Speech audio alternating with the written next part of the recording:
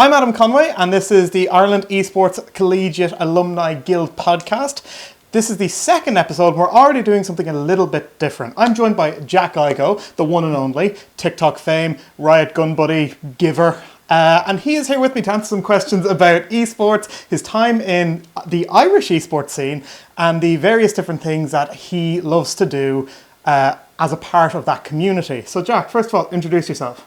Well, I'm Jack. I am a observer and in-game director slash EVS operator, I guess, as well. What's EVS? EVS is a replay system. It's a replay machine that they use in esports and in other titles of play at VTs. That's my full-time job now. I left university. I went to, it was LYIT, which is now ATU, and I left there with a law degree, and now I find myself in the depths of esports. That's a bit of a transition. How have you gone from law into esports? What happened? One fed into the other. So, for me, I was going into my second to third year, because bear in mind, I went during COVID. I think most people, who'd be kind of engaged that would have watched during COVID. How do I phrase this? I wanted to carry myself through uni by getting a bit of money, so I started freelancing and doing some casting gigs. I wanted to put my voice out there. I had no shame at all. I put my face on the internet. I'm a big guy. I was happy putting my full face on camera and just shouting at Valorant, and I quite enjoyed it for a bit, and doing that day in, day out, and then over the time it used to take over my Sundays, I was able to use that as a means of living, really, with the aid of the Susie grant to get through my time in ATU. And I think in my last semester in ATU, I from personal experience, I had my attendance drop because I was just so hyper focused on esports, and that's probably my one regret, really, not paying enough attention at that point. But I just found myself immersed in esports, and I left uni then. I had a year where I decided I wanted to choose to do something, went full-time content. Then after that year, I was very vocal about how, I'm just going to continue with my legal studies and go to Blackhole. And then I got a phone call being like, hey, could really do with some people over here in Swords. And so now it's where I work full time. Yeah, not bad. Yeah. Crazy coming of age story. yeah, you could say that, I suppose. The content ride was a wild one as well, but there's no really point really going too deep into that. I kind of gained my platform through there with a little bit of luck as I started my year into content, and Katy Perry. Yeah, Katy Perry really did help. California. Okay, yeah. Oh God. We'll have a separate special recording of Jack's rendition of California Girls after this podcast. Yes, of course. A live performance here in Portlaoise. I've been doxxed. But no, so you're gonna bleep that out? No, I'm leaving it in. Oh my God.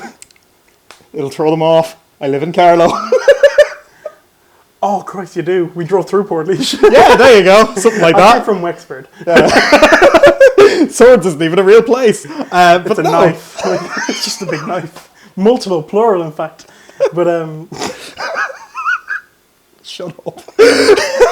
I really haven't helped there. No, you haven't. Anyway, yeah. So off of that tangent, what was your defining moment in terms of esports while you were in college? Did you get much involved in the wider collegiate scene? So for me, I actually didn't get involved in esports collegiate stuff until I finished uni, and it's purely because I didn't have a PC at the time. I wasn't actually actively gaming. I turned to gaming and did more stuff with actual third-party companies and stuff, with on a much more professional basis. Yeah. Then I saw this opportunity to cast. It was thrown to me by a guy that goes to Galway. I actually won't say his name for purposes. In fact, you can believe it is. He threw me like, look, I watched your casting. I'd love to have you cast over some of my games. I'm like, Irish casting? All of my events at this point were in Ohio, and I was working on NA time. Yeah. Like that actually sounds like a meme. But I was working on NA time the whole time, and I'm like, an Irish event? Yeah. At reasonable hours? Yeah. And I remember I reached out. I gave him my it was my Liquipedia at the time as well. I handed that over to Yannick and Retzel, Yannick, and I think the way Yannick worded it to me then after I met him after all of this was, we can't believe you applied. We can't believe you wanted in. So look, I just wanted to be a part of it. I really did. Yeah. And for me to get to be a part of that and to be a part of what is effectively the nurturing system of Irish esports, hell yeah, I had a great time. I loved it. And I got there so late that I have many regrets, but I love that I got to be a part of it for however long or short of a stint that was, in both Valorant and in F1. Yes, yeah, of course. And do you have any suggestions, I guess, for people that, because like you said, you kind of have your regrets of not having get involved, so you obviously thought about it in retrospect, your time that you could have had in Irish esports, and kind of what you would have liked to do and what you're doing now. Do you have any recommendations or thoughts for people who are only just getting started, that are kind of in that position you were in a couple of years ago, except they're aware that they can work in esports? Get involved. Just get involved. I mean, the big thing is that if you want to actually pursue anything in esports, the quicker you're involved, the better. Some of the people that are involved with Irish Collegiate Esports aren't even there specifically to play. They could be part of production. They could be part of anything. Like, all of a sudden, productions became my life. I'm obsessed with the thing. But that's just how I got there. And I think for other people, it's a really easy gateway into so many different like spheres and ideas. It feeds into the competitive side of things. It makes you very productive. It's fun. Yeah, I love it. Because even the Irish Esports Collegiate Series and kind of how it's fostered those communities and brought in groups of people that would never have met otherwise. It's created friendships, it's created groups, it's created people that past college are still friends together and still meeting up frequently. Yeah, I wouldn't have known Adam without that, I think, because I worked with Evan once, and then Evan introduced me to yourself in a random 5-stack. And I'm getting an audience member trying to participate right now. Anyway, sorry, continue. There's no one else in the room. I don't know what he's talking about. But that's the thing. Like, you will make some serious friends for a long, long time. I think most of my friends that I have around me now, I've all met through gaming of some sort, or like through that line.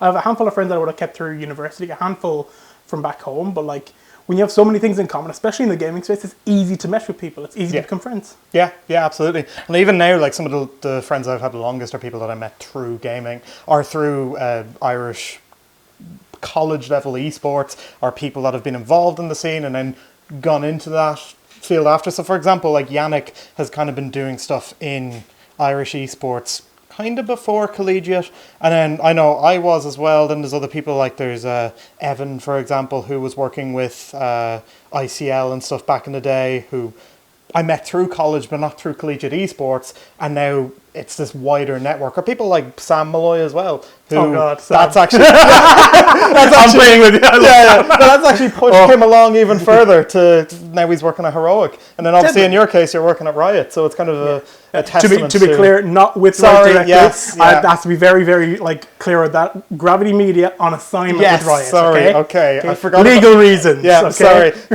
I forgot about the bureaucracy of it all.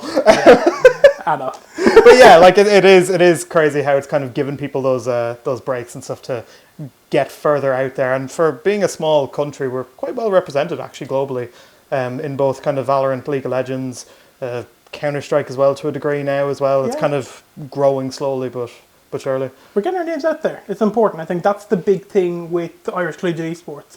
It's how we're pushing our players to the parapet, putting them on a pedestal and being like, look at our Irish talent. Yeah. Look what we can do. We can win tournaments. We can win games.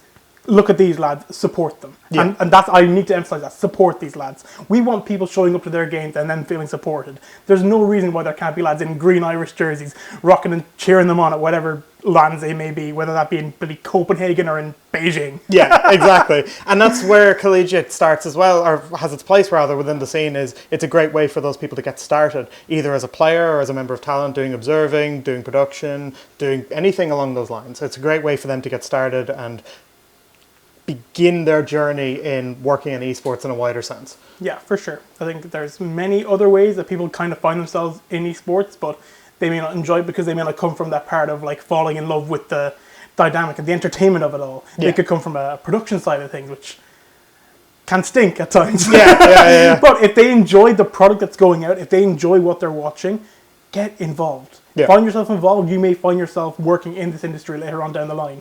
Here I am with a law degree, and I can't believe that I'm still doing this, but I love it. Yeah. I do love it. Yeah. And do you have anything else to add? Just we'll wrap it up here, but any ending thoughts, anything about the Irish collegiate scene in general, or the Irish Esports Collegiate Series? Look, I'll give credit to Natives for kind of giving the life and kind of reviving for what it was, because I think we were at a point where we were on a little downward slope, but I like to think that it's picking up again slowly, piece by piece, and we're getting to a level where we can definitely compete with other regions, and I think that's very, very important. Yeah.